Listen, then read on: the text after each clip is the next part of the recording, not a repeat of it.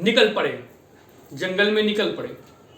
कहाँ जा रहे हैं कुछ पता नहीं। 10 साल के हैं नरसिंह जी, 10-11 साल के नरसिंह जी रोते जा रहे हैं, रोते जा रहे हैं। किसके पास जाएं?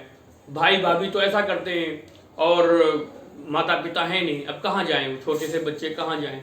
रो रहे हैं, रोते रोते रोते रोते रोते रोते चले चले चले चले, जिधर भी उनका मन हो रहा है उधर चलते जा रहे हैं। उनको पता भी नहीं कहाँ जाना है, कुछ नहीं पता कहाँ जाना है, कहाँ रहना है, क्या करना है, कहाँ खाना है, कुछ नहीं पता।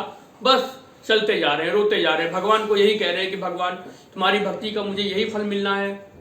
मैंने जो मुझे तुम्हारे भजन अच्छे लगते हैं तो यही फल उसका है। कोई बात नहीं, जैसे रखोगे वैसे रहूंगा, जो कुछ करोगे सहाओगे ना तो मैं हंस के सहूंगा।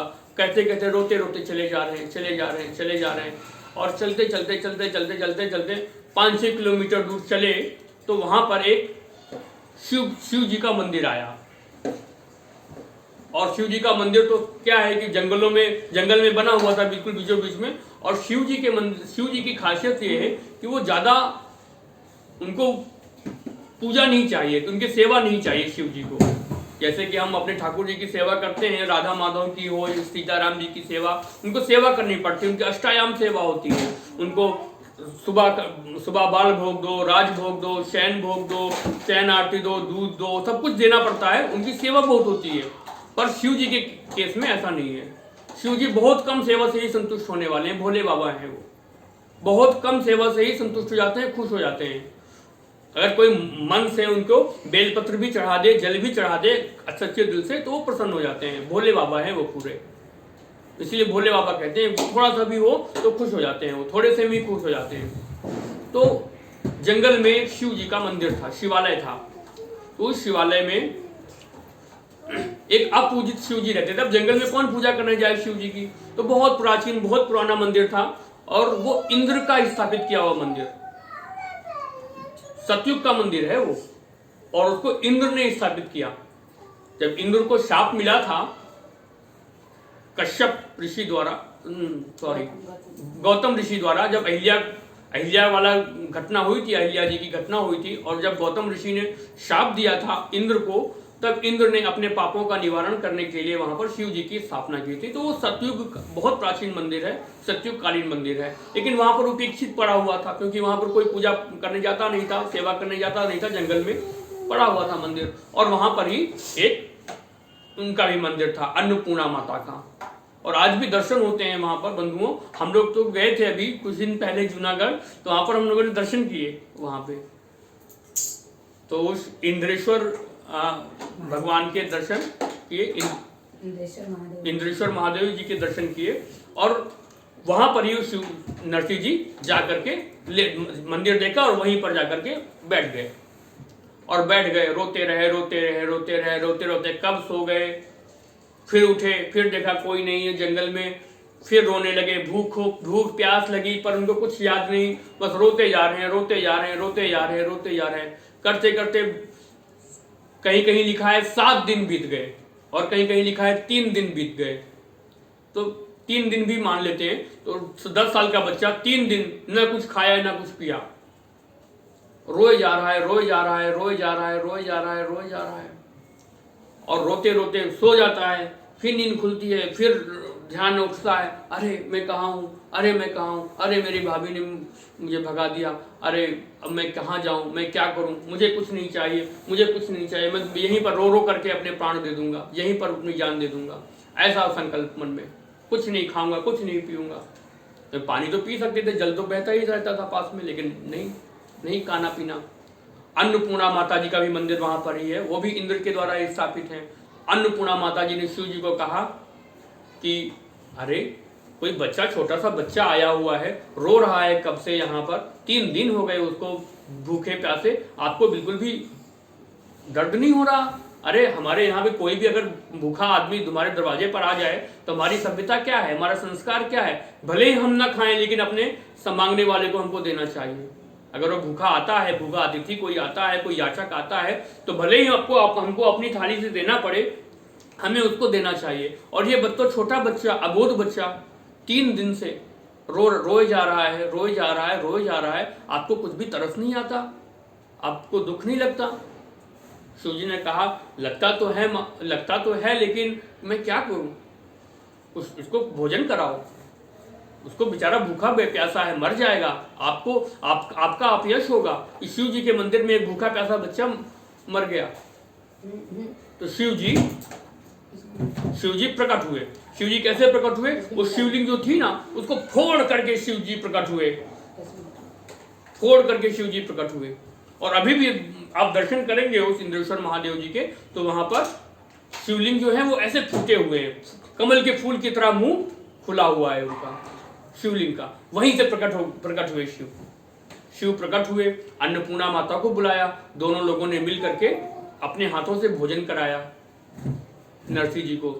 नरसिंह जी ने भरपेट खाना खाया, भोजन किया, और भोजन करने के बाद शिव जी ने बोला बेटा क्यों रो रहे थे, क्या चाहिए तुमको, बताओ, मैं तुम्हारी सब कुछ पूरा कर दूंगा, तुम बताओ तुम्हें क्या चाहिए, मुझसे जो चाहो सो मांग लो।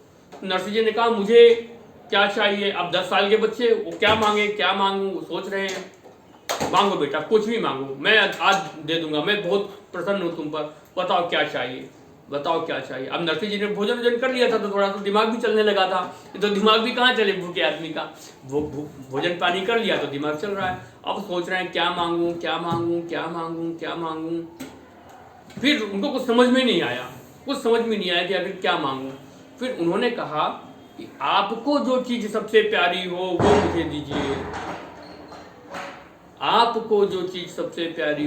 दीजिए, शिव जी से कहा। अब शिव जी सोच में पड़े कि मेरी सबसे प्यारी चीज क्या है, सबसे प्यारी, शिव जी को सबसे प्यारा कौन है? हमारे ठाकुर जी हैं, श्री राम श्री कृष्ण सबसे प्यारे हैं, दिन रात उन्हीं का तो नाम लिया करते हैं, राम राम राम राम राम राम, कृष्ण कृष्ण कृष्ण कृष्ण कृष्ण कृष्ण। शिव जी को सबसे प्यारे। वैष्णवा नाम अग्रगण्यम, शिव जी जो है वो वैष्णवों में अग्रगण्य है, सबसे आगे हैं, उनसे बड़ा बढ़ के कोई वैष्णव नहीं है शिव जी से बढ़ के। तो वैष्णवा नाम अग्रगण्यम, वैष्णवों में अग्रगण्य है शिव। तो शिव जी ने कहा मुझे तो सबसे प्यारे मेरे ठाकुर है, मेरे कृष्ण है, मेरे राम है, तो क्या मैं इसको वो दे दूं? फिर उन्होंने कहा कि देखो जो मुझे सबसे प्यारा है वो तो अतुलनीय चीज है, वो तो ऐसी चीज है कि जिसकी संसार में किसी से तुलना नहीं की जा सकती। तुमने बेटा बहुत महंगी चीज मांग ली, बड़ी चीज मांग ली, तुमको भी नहीं पता तुमने मुझसे क्या मांगा है। तुमने मेरे प्राण मांग लिए हैं मुझसे, तुम सोना मांगते, चांदी मांगते, बड़ा घर मांगते, जमीन मांगते, कुछ भी, सब कुछ मैं तुमको दे सकता हूं, पर तुमने ये मांगा, मेरे प्राण प्यारे भगवान मुझसे मांगे। अब मांगा है तो देना पड़ेगा, नहीं तो मेरा आशीर्वाद झूठा हो जाएगा, मेरा अपयश होगा कि मैंने बोला जो मांगो सो दूंगा और नहीं देता हूं तो मेरा अपयश होता है। तो मैं दूंगा तुमको। मुझे सबसे प्यारे मेरे भगवान हैं, मेरे कृष्ण मुझे सबसे प्यारे हैं, मेरे राधा माधव मुझे सबसे प्यारे हैं, मैं दिन रात उन्हीं राधा माधव का ही भजन करता रहता हूं, तो आज मैं तुम्हें राधा माधव देता हूं। कैसे देता हूं? चलो मेरा हाथ पकड़ो। नरसिंह जी ने शिव जी का हाथ पकड़ा, आंखें बंद करो। शिव जी ने बोला आंखें बंद करो। नरसिंह जी ने आंखें बंद की और फिर अजीब अनुभूति हुई उनको, और अचानक उनको लगा कि मैं कहाँ आ गया। आंखें बंद हैं पर उसकी दिव्य सुगंध उस जगह में आ रही है, इतनी दिव्य सुगंध आ रही है उस जगह से कि लगता है कुछ अलौकिक, कुछ दिव्य जगह में वो आ गए। और जब शिव जी ने कहा कि अब बेटा आंखें खोलो, और जब नरसिंह जी ने आंखें खोली तो क्या देखते हैं कि ये तो कोई अलौकिक धाम है जहां पर रास हो रहा है, चारों ओर रास हो रहा है, और राधा माधव जुगल सरकार बीचों बीच में गलबैया दे करके रास कर रहे हैं। चारों तरफ गोपियां हैं और हजारों कृष्ण हैं, हजारों राधा हैं, और चारों तरफ रास कर रहे हैं, रास चल रहा है। और भगवान शिव की तरफ देखा तो वो भी गोपी बनकर आए। और आज भी बंधुओं आप जाते हैं वृंदावन तो वहां पर गोपेश्वर महादेव जी के दर्शन होते हैं, क्योंकि वृंदावन में अगर प्रवेश है तो वहां पर गोपी बन के ही आप जाओगे, तभी आपको कृष्ण मिलेंगे। तो गोपी बन के ही जाना पड़ता है। तो भगवान शिव भी वहां पर गए तो गोपी बन के ही गए और गोपेश्वर महादेव कहलाए। आज भी वहां पर दर्शन होते हैं गोपेश्वर महादेव के। तो उन गोपेश्वर महादेव को देखा नरसिंह जी ने, और फिर वो अलौकिक दृश्य देखा। आहा, क्या सुंदर दृश्य था।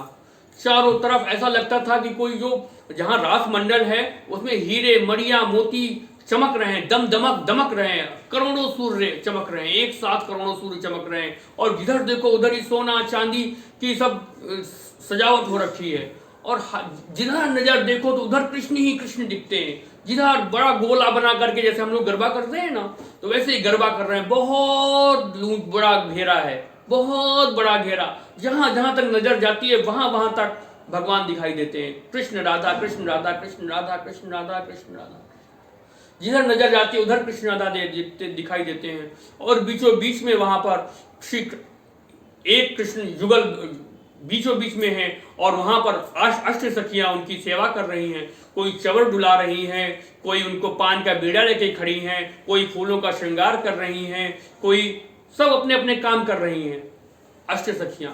और वहां भगवान श्री कृष्ण और राधा गलबैया दिए हुए खड़े हैं, और मधुर नृत्य हो रहा है, अद्भुत राग बज रहा है, अद्भुत संगीत बज रहा है, और सब लोग थिरक रहे हैं। राधा माधव भी थिरक रहे हैं, मस्ती में झूम रहे हैं। और देख करके नरसिंह जी का तो दिमाग खराब हो गया, कहां आ गया मैं, ये क्या है। देखते देखते ऐसे विभोर हो गए, ऐसे विभोर हो गए उस सुंदर दृश्य को देख करके कि उनको होश ही नहीं रहा कि मैं कहां हूं, क्या हूं। शिव जी ने कहा कि देखो, यहां पर तुमको सभी जो सखियां हैं वो कुछ ना कुछ सेवा कर रही हैं, और हम लोग भी यहाँ पर सखी रूप में ही आए हैं, तो हम भी यहाँ पर सेवा करेंगे। तो नरसिंह जी, आज से तुम नरसिंह अली हो। अली मतलब सखी, हम लोग आते हैं ना, अली रे मोहे लागे वृंदावनी को, अली मतलब सखी, अली मतलब सखी। तो आज से आप नरसिंह अली हो। और उन नरसिंह अली जी को एक मशाल दे दिया। मशाल होता है ना जिसमें आग जलाते हैं और रोशनी होती है, तुम इसमें ये सेवा करो, रोशनी दिखाने की सेवा करो। और वो मशाल लेकर के नरसिंह जी खड़े हो गए, और भगवान शिव भी उसी नृत्य में सम्मिलित हो गए, उसी रास में सम्मिलित हो गए। अद्भुत नृत्य हो रहा है, ऐसा अद्भुत संगीत बज रहा है, ऐसा अद्भुत संगीत कि धराधाम पे तो कभी सुना ही नहीं गया। वो गोलोक था, गोलोक धाम था, नित्य वृंदावन धाम था, जहां पर वो शिव जी उनको लेकर के गए थे, जहां पर शिव जी स्वयं जाते थे गोपी बन करके। वहां पर आज नरसिंह जी को ले गए हैं, और नरसिंह जी को हाथ में मशाल पकड़े, अद्भुत आंखें खुली की खुली रह गई नरसिंह जी की। अरे ये मैं क्या देख रहा हूँ, ये अरे इतने सारे कृष्ण, अरे इतनी सारी राधाएं, अरे क्या सुंदर संगीत बज रहा है, क्या उनकी आंखें मटका करके नाच नृत्य कर रहे हैं। आप देखते हैं ना भरतनाट्यम, कथकली और ये सब टीवी में देखते हैं ना, नृत्य जब होता है ऐसे ऐसे आंखें ऐसे कर करके, हाथों के इशारे ऐसे ऐसे कर करके नृत्य हो रहा है, तो बड़ा सुंदर नृत्य हो रहा है। देख करके मोहित हो गए, और देखते देखते देखते देखते मशाल जल रही है, जलते जलते उनका हाथ जलने लगा, नरसिंह जी का हाथ जलने लगा, पर उनको होश नहीं मेरा हाथ जल रहा है। वो उसी अद्भुत माधुरी में ही उनकी निमग्न है। उनका हाथ कब जल रहा है, मशाल खत्म हो गई और उनका हाथ जलना शुरू हो गया, उनको होश नहीं। नरसिंह जी देख इतना विभोर होकर के देख रहे हैं, इतना निमग्न होकर के देख रहे हैं कि अपने शरीर का होश नहीं रह गया उनको। अब नृत्य करते करते कृष्ण भगवान ने देखा, अरे ये कौन, ये तो कोई नई सखी लगती है। शिव जी की तरफ आंखों से इशारा किया, नृत्य करते करते ही आंखों से इशारा किया, ऐसे ऐसे, ये कौन है। तो शिव जी ने भी आंखों से इशारा किया, अरे ये मैं साथ लेकर के आया हूँ, ये मैं साथ लेकर के आया हूँ। अच्छा। फिर जब रास खत्म हुआ तो भगवान श्री कृष्ण आए नरसिंह जी के पास, बोले कौन हो तुम। बताया मैं नरसिंह हूँ। नरसिंह, हाँ।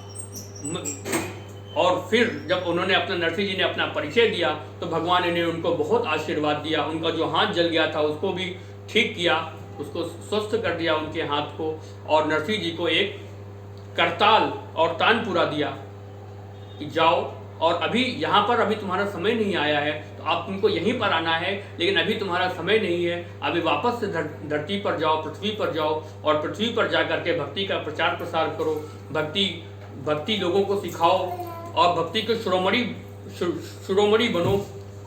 और अभी आपका जाने का समय है, अभी आप जाओ नरसिंह जी। और भगवान ने आशीर्वाद दिया उनको भक्त होने का, अपने हाथ से करताल और तानपुरा दिया है, और फिर नरसिंह जी ने बोला, नरसिंह जी को कहा गया कि नरसिंह जी अब आंखें बंद करो, और नरसिंह जी ने जब आंखें बंद की हैं और जब दोबारा से आंखें खोली हैं तो वापस जूनागढ़ आ गए, वापस जूनागढ़ आ गए। और जिस समय वो गए हैं वही समय है, ऐसा लग रहा है जैसे वो कोई स्वप्न देख रहे थे।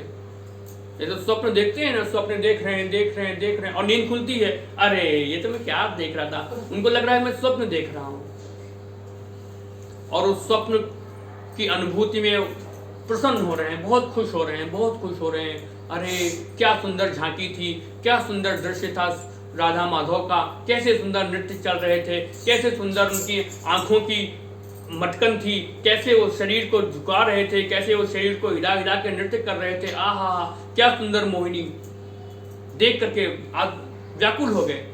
अब एक बार दर्शन हो गया तो दोबारा दर्शन का उनका मन हो गया, दोबारा दर्शन हो, अब दोबारा दर्शन हो।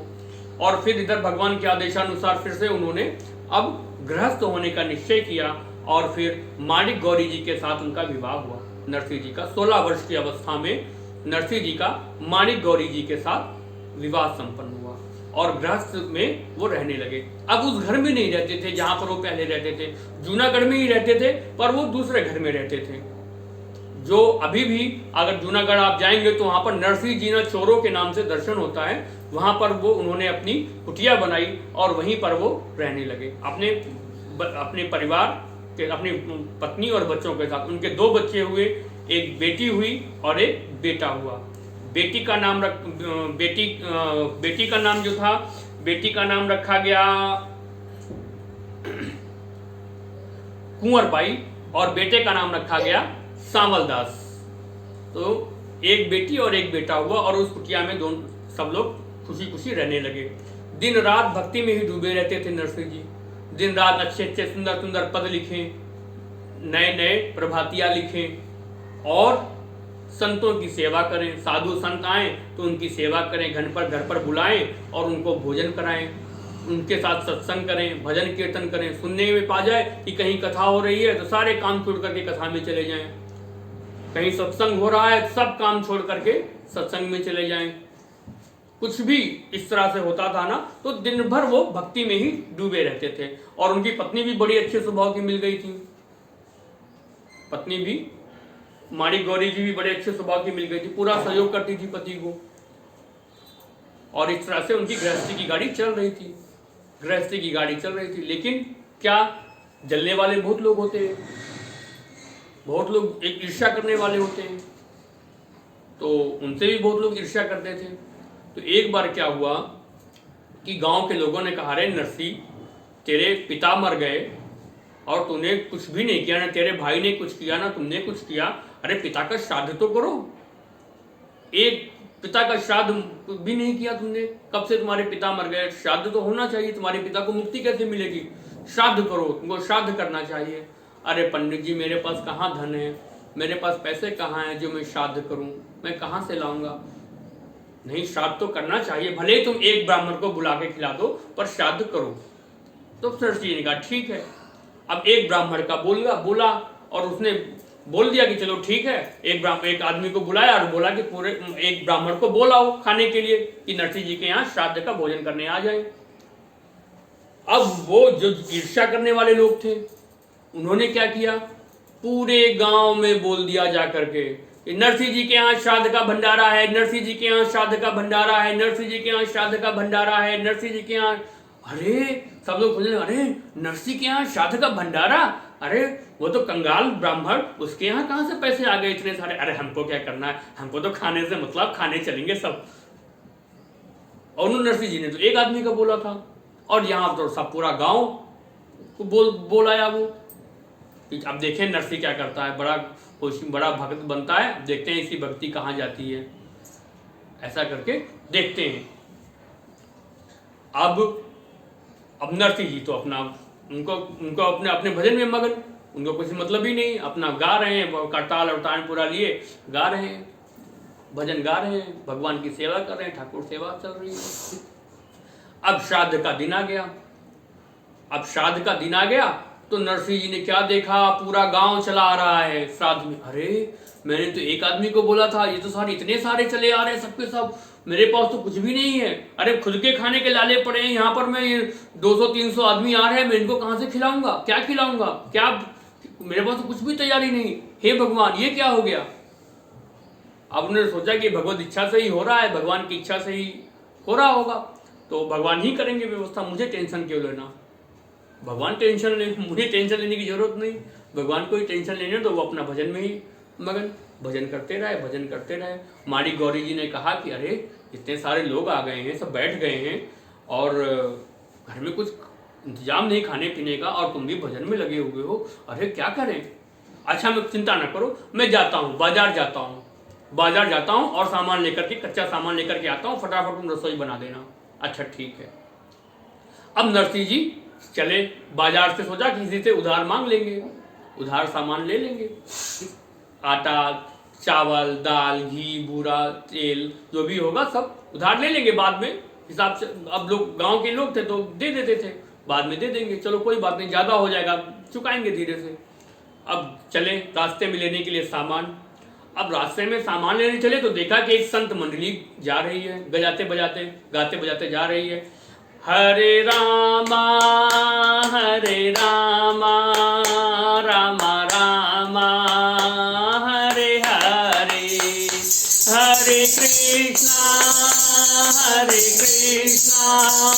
कृष्णा कृष्णा हरे हरे, हरे रामा रामा रामा हरे हरे कृष्णा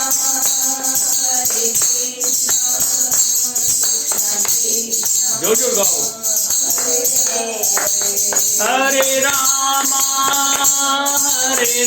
रामा रामा हरे हरे, हरे रामा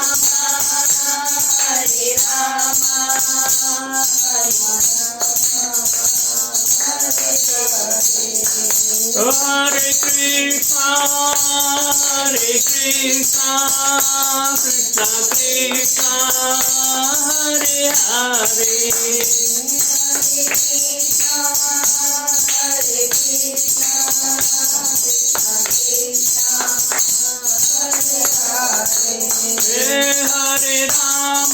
हरे रामा रामा रामा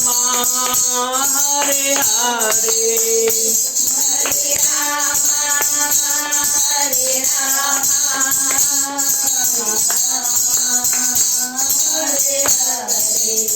हरे, हरे कृष्णा कृष्णा कृष्णा हरे हरे, हरे कृष्णा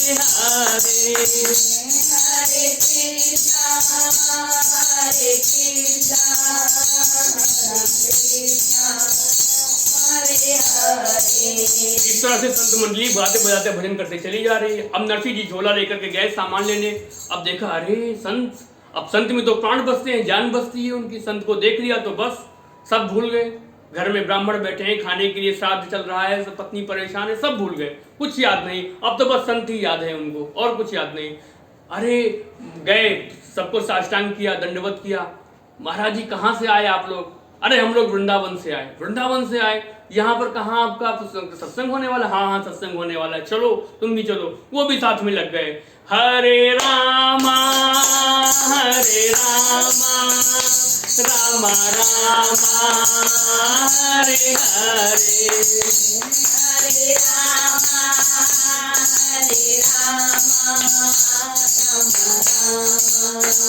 हरे हरे, हरे कृष्णा कृष्णा कृष्णा हरे हरे, हरे कृष्णा कृष्णा हरे हरे, हरे रामा रामा रामा हरे हरे, हरे रामा रामा हरे हरे, हरे कृष्णा कृष्णा कृष्णा हरे हरे हरे कृष्णा कृष्णा कृष्णा हरे हरे। अब नरसिंह जी भी साथ में लग गए, अब संतों के साथ में लग गए, वो भी बजाते बजाते गाते बजाते चले जा रहे हैं भजन गाते गाते। और जहाँ सत्संग हुआ वहां पहुंचे, खूब सत्संग हुआ, भजन कीर्तन हुआ और पूरा दिन बीत गया।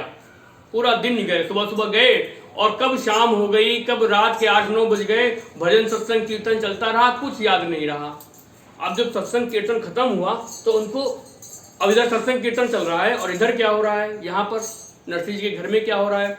भगवान ने सोचा अरे ये तो मेरा भगत तो बड़ा ही भाई अब मुझे ही जाना पड़ेगा अपने भगत को, अपने भक्त की रक्षा करने के लिए। इतने सारे ब्राह्मण घर में बैठे हैं, उपहास ना हो मेरे भक्त का, तो मुझे ही जाना होगा।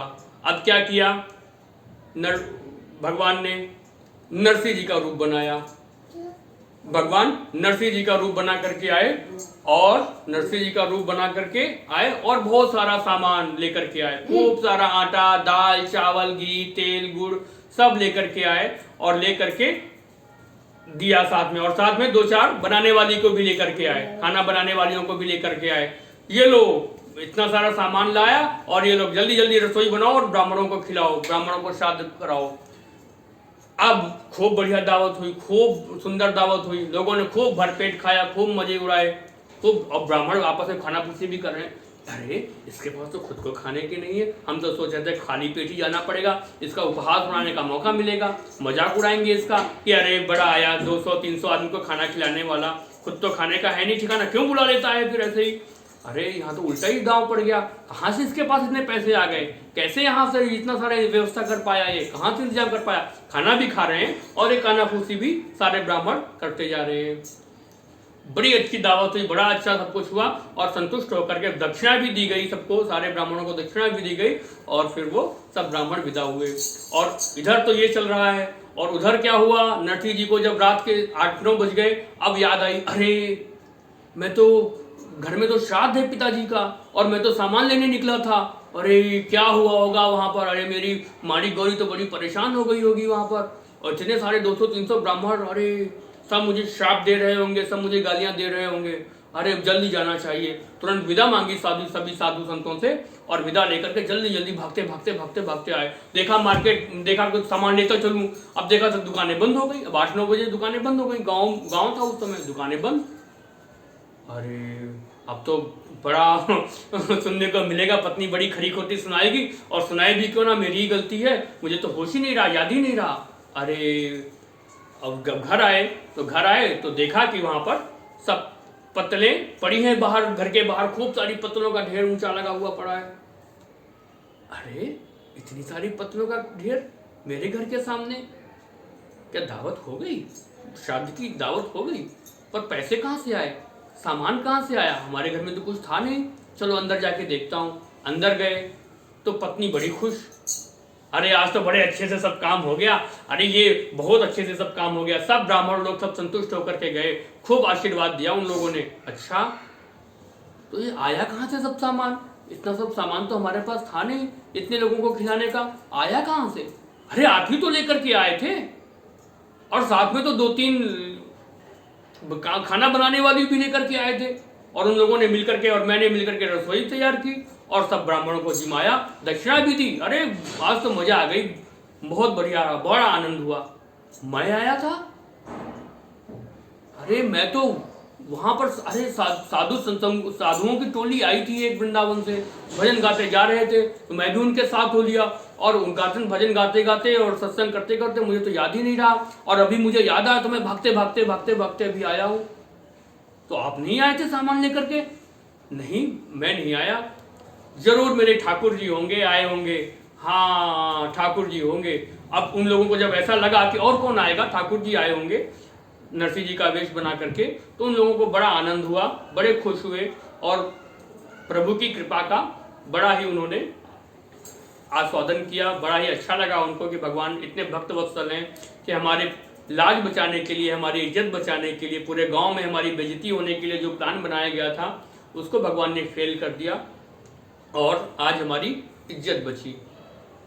तो ऐसे ही भगवान भक्त वत्सल हैं और अपने भक्तों की पीछे पीछे उनकी रक्षा, बस शर्त यही है कि हम सच्चे दिल से उनको माने, सच्चे दिल से उनसे प्रेम करें। तो भगवान हमारे सारे योगक्षेम वहन करते हैं, ऐसा गीता जी में भगवान कहते हैं। सारे योगक्षेम हमारे वहन करते हैं, सब हमारे काम भगवान अपने सिर पर ले लेते हैं।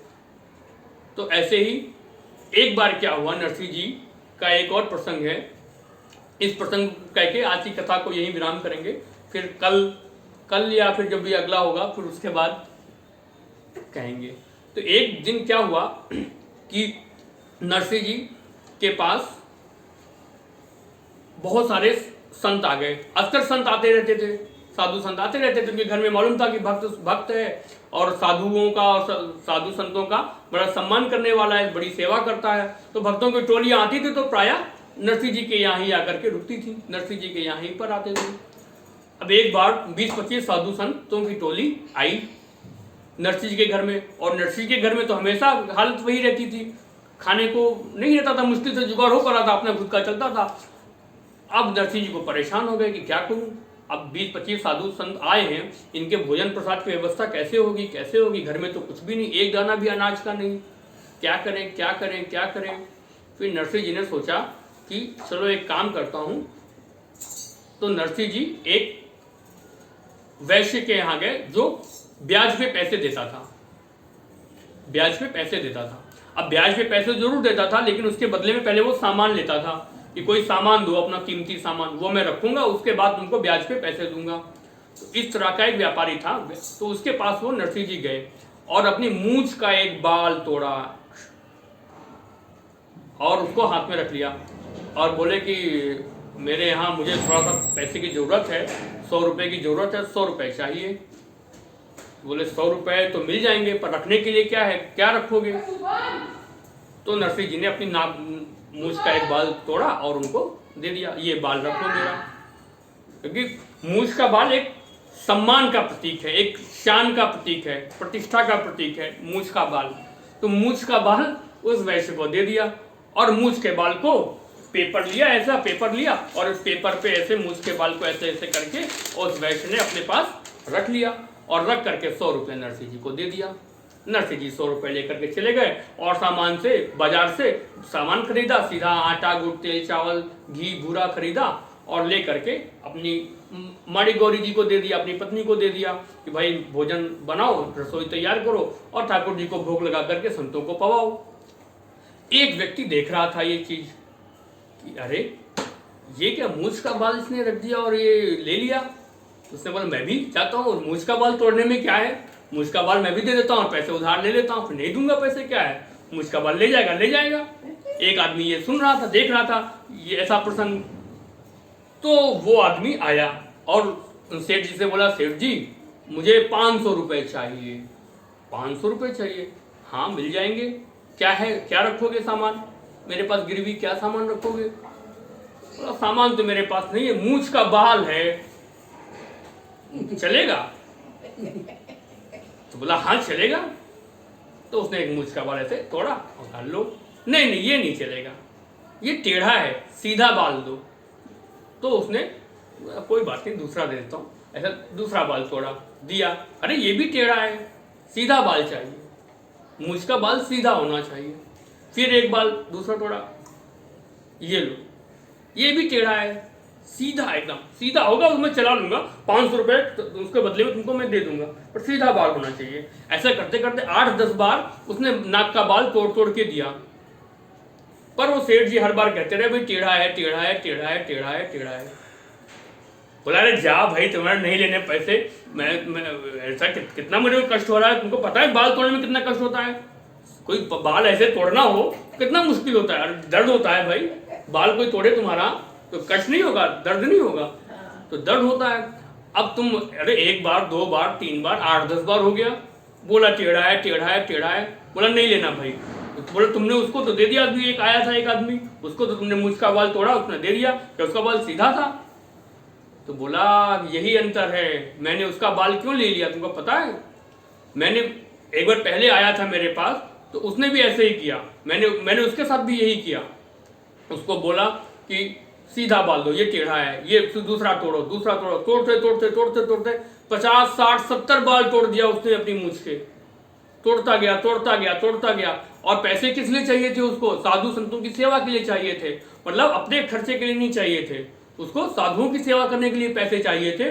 और साधु संतों की सेवा करने के लिए वो इतना कष्ट उठा रहा था। तो मुझे पता चल गया कि ये आदमी पैसे मुझे जरूर वापस करेगा, क्योंकि वो अपने लिए नहीं कर रहा था, वो साधु संतों की सेवा के लिए कर रहा था, साधु संतों की सेवा के लिए इतना कष्ट उठा रहा था। तो मुझे यकीन हो गया कि ये आदमी भक्त है, क्योंकि साधु संतों की सेवा के लिए इतना अगर कष्ट सह रहा है तो ये मेरे पैसे जरूर वापस कर देगा। तो तब से मेरा इसका ऐसा लेन देन चलता है। ये आता है, मुझका एक बाल मेरे पास गिरवी रख देता है, मैं इसको पैसे दे देता हूँ। फिर जब उसके पास पैसे आते हैं तो वो मुझे दे देता है और मैं उसको मुझका बाल उसका वापस कर देता हूँ। वही मुझका बाल वो बार बार मुझे देता है और बार बार। और तुम तो 8-10 बाल तुम्हारे टूटे और तुमको तो दर्द होने लगा, तुमसे तो नहीं सहा जा रहा है, जबकि तुमको पैसे अपने उपयोग के लिए लाने हैं, अपने भोग पे खर्च करने हैं, अपने लिए तुमको खर्चा करना है पैसे।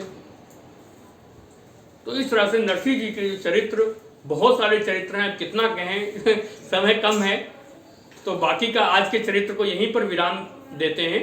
और फिर आगे का चरित्र जब अगले दिन कथा होगी फिर इसके आगे का आगे सुनेंगे। बहुत सारे चरित्र हैं नरसिंह जी के, बहुत सुंदर सुंदर, बहुत प्यारे प्यारे चरित्र हैं। और न जाने कितनी बार कहते हैं लोग कि 52 बार भगवान ने साक्षात नरसिंह जी को दर्शन दिए और नरसिंह जी की मदद की।